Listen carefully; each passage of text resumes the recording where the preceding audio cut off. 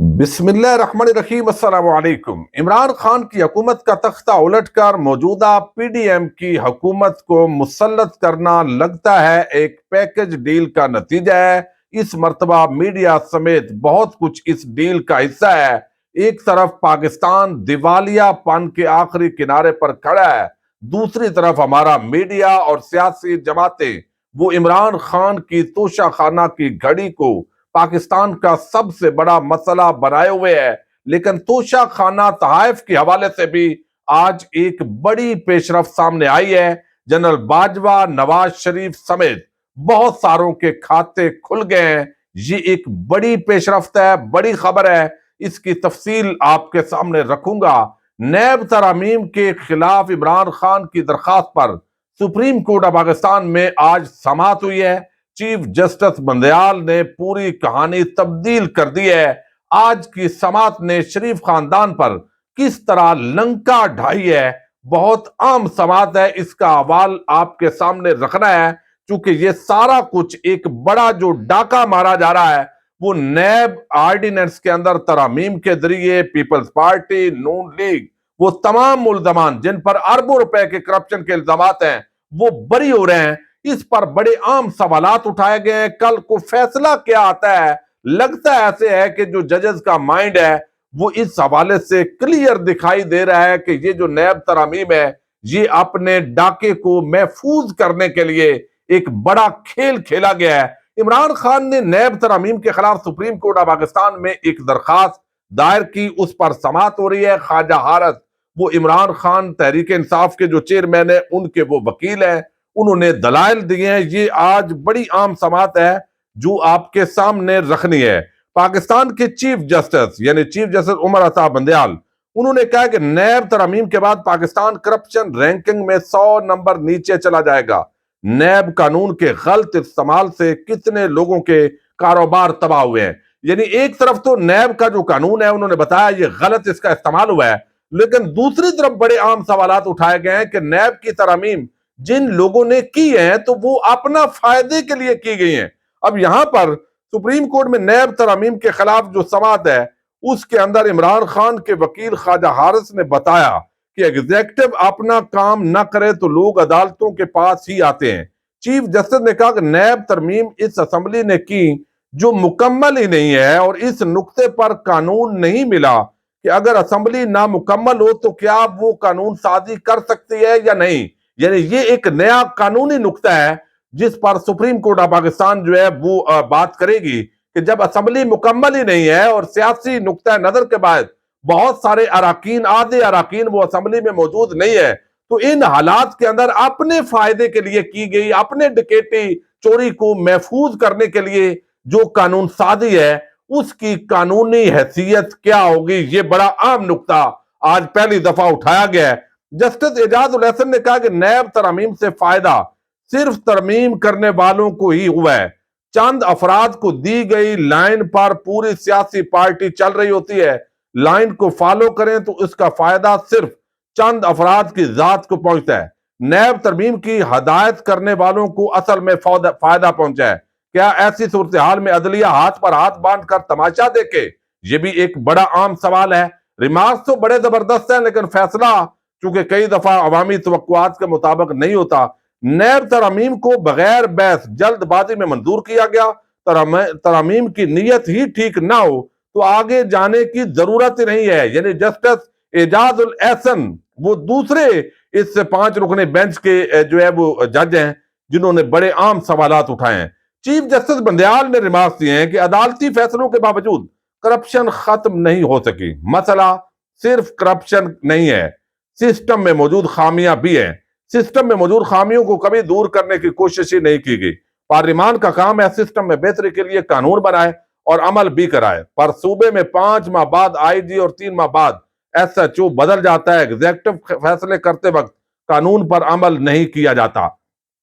اب یہ جو بات ہے ایک طرف جو ہے وہ مانا ہے کہ ہمارے فیصلوں سے کوئی فائدہ نہیں ہو رہا، کرپشن کم نہیں ہو رہی، اور دوسری طرف جو بدلنا پڑتا ہے چونکہ وہی افیسر ہوتے ہیں، وہ ایک 30 سال سے زرداری اور شریف مافیا اس ملک پر مسلط ہے، تو وہ بجائے اس ملک کی عوام کے وفادار بننے کے ان میں بہت بڑی تعداد تو ان کے ذاتی نوکر اور ملازم بن جاتے ہیں، اور اس وجہ سے جب پی ٹی آئی کی حکومت آئی تو زرداری اور شریف مافیا کی اتنی جڑیں ہیں کہ ان کو وہ افیسر جو کمپیٹنٹ ہوں، ایماندار ہوں، غیر جانبدار ہوں، وہ کام کرنے والے اس میں بڑی مشکل سے ملتے ہیں، چونکہ جو دیانتداری سے کام کرتے ہیں پھر ان سے بدلے لیے جاتے ہیں۔ اب یہاں پر چیف جسٹس نے کہا کہ ماضی میں ریکوڈیک اور سٹیل ملز کے فیصلے عدالت نے اچھی نیت سے کیے، منصوبوں میں کرپشن پکڑ نہیں سکی، یہ انتظامیہ کا قصور ہے۔ ملک میں بہت سے معاملات میں بہتری بھی آئی ہے، خوش آئند ہے۔ بات یہ بھی ہے کہ پاکستان میں میڈیا آزاد ہے اور سچ سامنے لا رہا ہے، کچھ تو چلے آ رہا ہے۔ جسٹس منصور علی شاہ نے کہا کہ کرپشن کی رینکنگ میں پاکستان نیب ترامیم کے وقت 80 نمبر پر تھا، تو اس پر جو جج ہیں انہوں نے کہا چیف جسٹس نے کہ جناب اب 100 نمبر پر ہوگا، چونکہ یہ ترامیم جو ہے چوری ڈکیٹی کو محفوظ کرنے کے لیے۔ پھر جسٹس اعجاز الحسن نے ریمارکس دیے کہ نیب ترامیم کے بعد اب جو رینکنگ جاری ہوگی اس میں پاکستان یقیناً 100 نمبر نیچے جا چکا ہوگا۔ جب سسٹم تباہ ہو رہا ہو تو عدلیہ مداخلت کرتی ہے، عدالت کس اختیار کے تحت نیب ترامیم کو مفادات کے ٹکراؤ پر کالعدم قرار دے سکتی ہے؟ یہ سوال خواجہ حارث کے سامنے رکھا گیا ہے، اور خواجہ حارث نے کہا کہ خود کو فائدہ پہنچانے کے لیے کی گئی قانون سازی کے لیے ریگولیٹری کیپچر کی اصطلاح استعمال ہوتی ہے۔ اس پر جو چیف جسٹس ہیں انہوں نے کہا کیا ہم اس کو پارلیمانی جو ہے وہ کیپچر کہہ سکتے ہیں؟ تو یہ انہوں نے کہا یہ اور معنی کے اندر استعمال ہوتا ہے۔ سماعت تو ملتوی ہوئی ہے، لیکن آج کے جو ججز کے ریمارکس ہیں اگر وہ اپنی ان اداؤں پر قائم رہے تو یقینی طور پر یہ جو بینچ ہے اس سے امید ہے کہ یہ نیب ترامیم اڑ جائیں گی۔ اگر اڑ جاتی ہیں تو یہ شریف خاندان کی جتنی چوریاں ڈکیٹیاں اس وقت نیب آرڈیننس کے ترامیم کے بعد آئی ہیں اور اسمبلی مکمل نہیں ہے، یہ وہ نقطہ ہے جس کو پہلی مرتبہ پکڑا گیا ہے، تو اس کا مطلب یہ ہے کہ پھر یہ معاملات ریورس ہوں گے۔ اگر ریورس ہوتے ہیں تو اس وقت پھر بھی نیب چیئرمین اپنا نوکر چاکر بظاہر ایسے لگتا ہے تاثر قائم کیا گیا ہے کہ اپنا بندہ ہے تو دیکھتے ہیں کیا ہوتا ہے۔ بہرحال اس کے ساتھ ایک اور بڑی ڈیولپمنٹ ہوئی ہے، خبر بڑی پازیٹیو ہے لیکن زیادہ ڈسکس نہیں ہوئی۔ اگرچہ عمران خان کے مخالف اور وہ ان لوٹا کہا گیا ان کو بھی، نور عالم خان کو بھی، جنہوں نے جو ہے وہ عمران خان کے خلاف یہ بڑی باتیں بھی کرتے ہیں، ڈیمانڈ بھی کرتے ہیں کہ ان کے خلاف جو ہے وہ ایکشن ہونا چاہیے، لیکن پبلک اکاؤنٹس کمیٹی کے اگرچہ یہ جعلی سربراہ ہیں، چونکہ پی ٹی آئی اس وقت اسمبلی کے اندر موجود نہیں ہے، تو جو لوگ اس وقت پی ٹی آئی کے لوٹے کہلائے ان میں سے ہی مختلف ذمہ داریاں دے دی گئی، یعنی ان کو لوٹا چونکہ پی ٹی آئی کہتی ہے، تو اسی تناظر کے اندر میں بات کر رہا ہوں۔ تو اب ان میں سے پبلک اکاؤنٹس کمیٹی کا چیئرمین بنا دیا گیا نور عالم خان کو۔ اب یہ اجلاس ہوئے، کبھی نیب چیئرمین کو بلاتے ہیں، کبھی دوسرے کو، کبھی تیسرے کو، لیکن آج ایک کام یہ اچھا کیا ہے لیکن یہ ادھورا کیا ہے، یعنی توشہ خانہ کی گھڑی اس وقت پاکستان کا سب سے بڑا مسئلہ بنا دیا گیا ہے۔ اور میں نے شروع میں آپ کو کہا کہ ایسے لگتا ہے اور بہت سارے لوگ یہ خیال کر رہے ہیں کہ یہ جو اس مرتبہ عمران خان کا تختہ الٹا گیا ہے اور پی ڈی ایم کو عوام کے اوپر مسلط کیا گیا ہے، یہ ایک بڑی پیکج ڈیل ہے۔ یعنی بظاہر ایسے لگتا ہے کوئی بھی فہم و فراست والا آدمی کہ آپ کے کیسز معاف ہوں گے، نواز شریف واپس آئے گا، یہ ملک کے سیاہ و سفید کے آپ مالک ہوں گے، اور پھر یہ ہے کہ آپ کو کوئی کرپشن کے اندر نہیں پوچھے گا، آپ جدھر مرضی ہے منہ اٹھا کے چلے جائیں۔ یعنی ملک اگر خدا نہ خواستہ دیوالیہ بھی ہو جائے تو آپ زندہ باد رہیں گے، لیکن ہمارا یہ کام کریں کہ یہ جو عمران خان ہے اس کا تختہ الٹیں۔ اب یہ اور میڈیا بھی جو پہلے بڑی مہنگائی دکھاتا تھا اور اس کے اندر وہ کرپشن کے دلال بن کر آپ کے آگے وہ دم ہلا رہے ہوں گے، اور یہ بات ہمیں عملی طور پر موسٹلی جو میڈیا چینل کی اکثریت اور اکثریت جو اینکرز ہیں وہ نظر آ رہی ہے۔ اور یہ میں پہلے بھی ذکر کر رہا ہوں کہ کرپشن کی دلال اس وقت میڈیا کے اندر جو ہے ان کا بڑا غلبہ ہے۔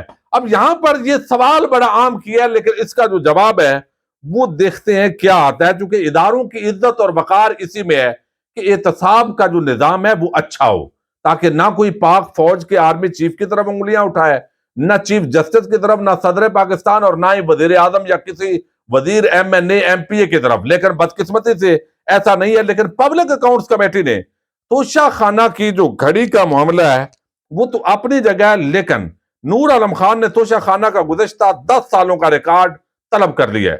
اب اس کے اندر کہا گیا ہے کہ ججز، بیوروکریٹس، حتیٰ کہ آرمی چیف اور وزرائے اعظم، آرمی چیف، نیول چیفز اور تمام وزراء جو باہر جاتے ہیں اور ان کو غیر ملکی حکومتیں تحفے تحائف دیتی ہیں، وہ تمام ریکارڈ پبلک اکاؤنٹس کمیٹی کے اندر پیش کیا جائے۔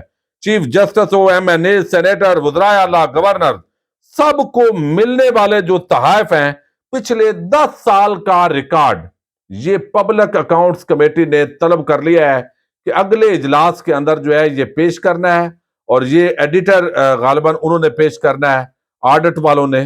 تو یہ ایک بڑی ڈیولپمنٹ ہے کہ یہاں پر سب کا جو کھاتا ہے، لیکن یہ 10 سال کا کام نہیں، یہ کم از کم 1990 سے شروع ہونا چاہیے۔ جو بڑے بڑے قالینوں سے لے کر، یہ تو چلیں چھوٹے آئٹم ہیں، لیکن جس طرح گاڑیاں جو ہے وہ خریدی گئیں، جس طرح آگے وہ بیچی گئیں، اور ایسا یعنی ایک تاثر دیا گیا، آپ عمران خان کی گھڑی پر چونکہ کعبۃ اللہ کی تصویر تھی تو یہ بڑی گستاخی کر دی ہے، نعوذ باللہ۔ ایسے تو سعودی عرب کے ریال پر بھی تصویر لگی ہوتی ہے تو اس کے ساتھ بھی تجارت ہو رہی ہوتی ہے، تو یہ ایک اخلاقی مسئلے کے طور پر آپ کہہ سکتے ہیں، لیکن قانونی اعتبار سے یعنی اپنی تمام چوریاں، اربوں روپے کے کرپشن، کھلی مطلب ہے کرپشن، جس کے اندر جو ہے وہ ٹرانزیکشن موجود ہے، اور سلمان شہباز جواب نہیں دے سکا، اور اب وہ جس طریقے سے وہ عدالتوں کو اور سب کو مینج کر رہے ہیں، اور جس طرح ترامیم کی گئی ہیں، یہ سارے کھیل کے اندر یہ ایک کرنے کی کوشش ہے۔ اور دوسری طرف گھڑی کو لے کر مسئلہ بنایا گیا تاکہ لوگ گھڑی میں الجھیں، میڈیا کے تمام کرپشن کے دلال اینکر وہ گھڑی پر پروگرام کریں، دوسری طرف ملک دیوالیہ ہو جائے، جو بھی ہو جائے اس پر بات نہیں ہونی چاہیے۔